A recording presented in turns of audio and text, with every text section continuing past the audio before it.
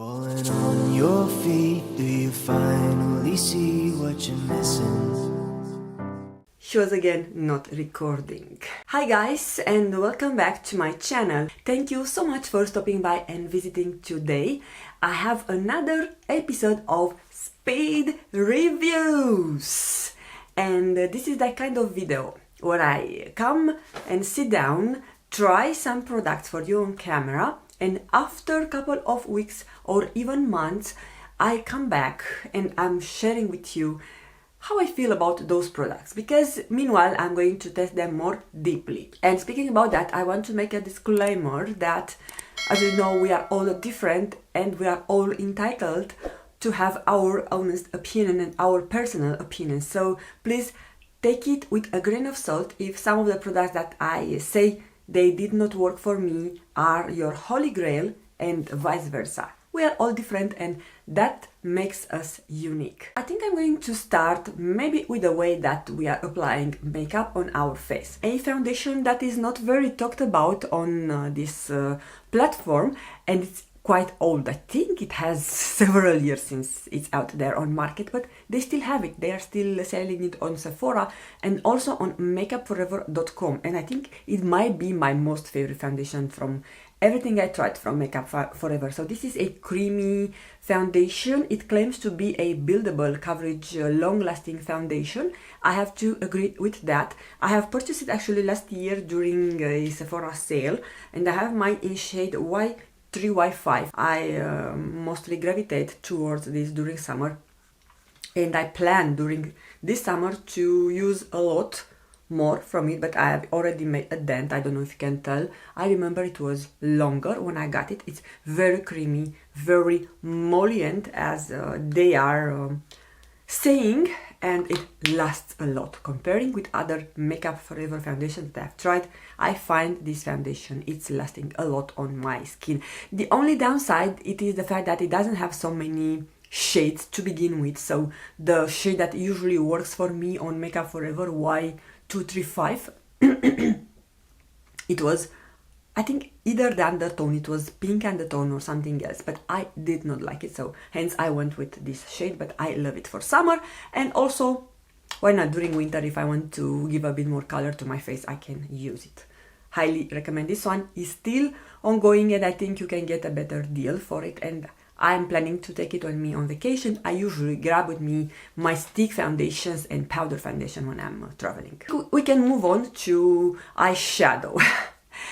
I did a pop-up haul probably in the end of 2021 when I was ordering from BoxyCharm. I'm no longer getting anything from the US, any US subscription. I don't have any subscription whatsoever as of now. I have a lot of makeup, but I remember my last order from Boxy Mega Sale or something like this was containing 2 MAC shadows, and those are my first, can you believe it, my first MAC shadows, and I want to say that I love those. So this matte shade, you can either use it as a transition shade. I have used it with a fluffy brush to define my transition, then with more dense brush I have added on my outer V and I deepen up that area, and I have make it work.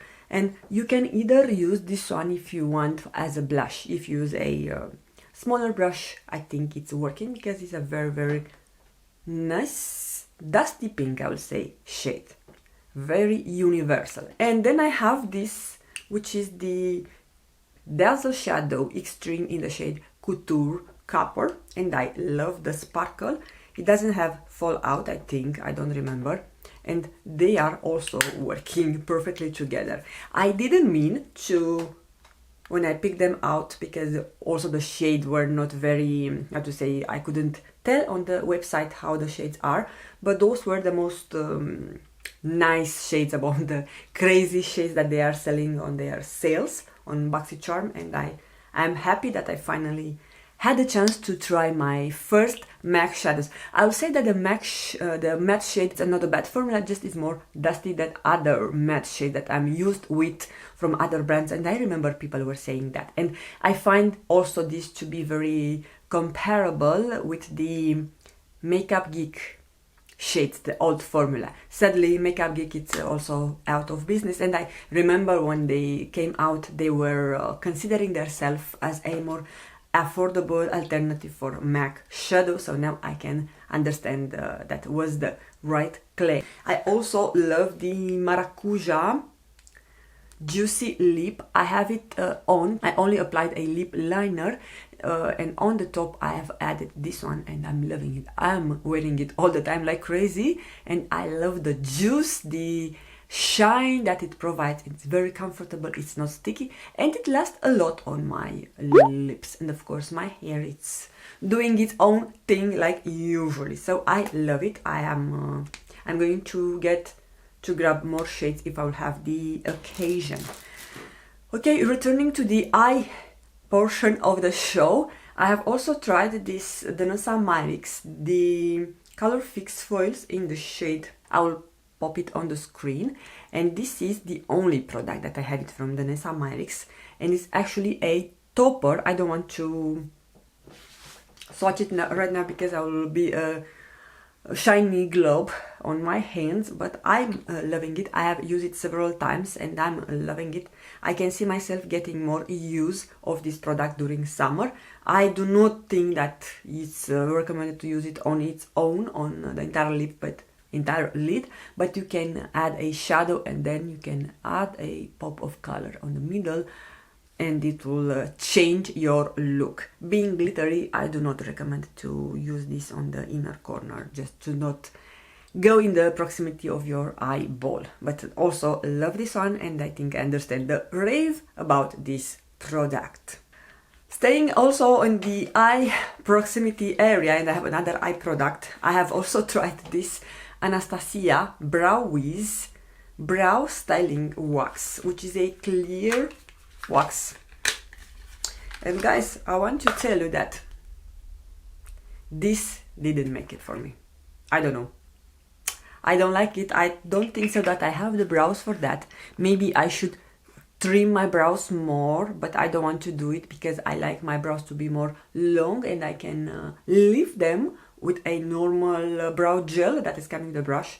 But this, I find it gimmicky, and after I apply it and I want to put some powder or some pencil, I tried to put a actually deep pomade on the top. It was not working, so I had to come back with a liner. So suddenly this was a fail for me. And if you are among the people that love this wax kind of product, let me know how I'm supposed to use it. But for me, this was a fail, a clear fail. Also a fail, and I even cannot find the pen actually. So this is the Moxielash liquid magnetic eyeliner, and I got a kit on Maxi Charm last year and was coming with this small liner, and I was complaining at that time that it is too small to have a precise application. I was feeling that I do not have space on maneuvering, and it's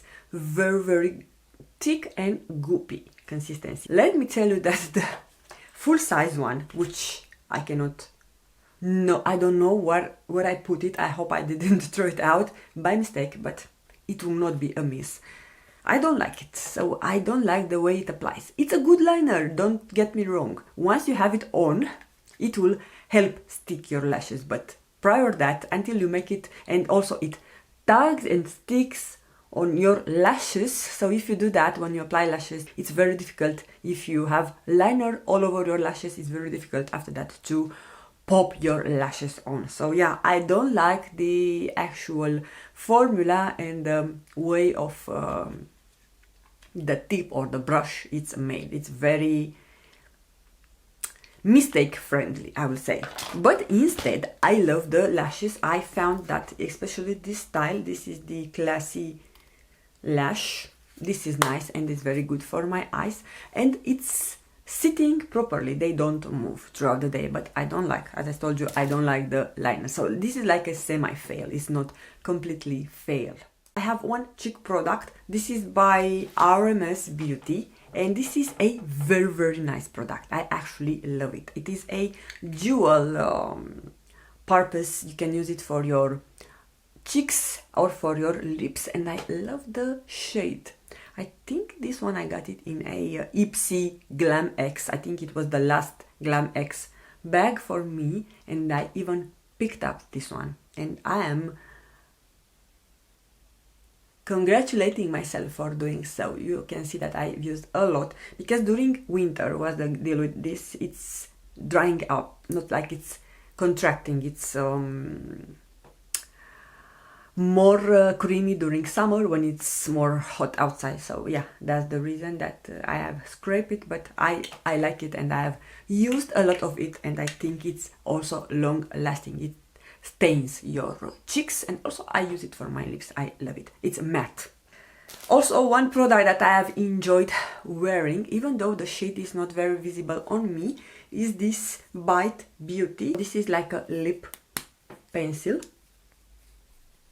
or a lip kind of stick. I don't have the outer packaging, but I will pop the actual name on the screen, and it's a more neutral shade. But if I put a gloss on the top, I am happy. And speaking about that, I am enjoying my Bougie Gloss from Charlotte Tilbury. I think those two are making a good deal or a good match together. This doesn't have too much color. I think it's almost transparent. No, it has a slight tint to it, but it's also very comfortable, also long lasting, hydrating, and you can wear it alone on top of other lip, or you can use a lip liner to define and fill your lips and then add it on the top. So whatever you want to wear it, I think you are going to enjoy it. And of course, I'm loving the packaging. So I think that's it for this try-on portion of today. This is my third, if I'm not mistaken, third speed reviews video. I hope you enjoyed this video. Please let me know if you have tried some of those products. What were your thoughts about those products? And also, when you leave a comment on the comment section, please be kind if your feedback is not similar with mine. Other than that, I want to wish you all to have a beautiful day. Have a nice vacation if you are heading or preparing to go on vacation, and I'm going to see you really soon with another video. Till then, don't forget that the most beautiful makeup is your own smile. Love you all, guys. Bye bye.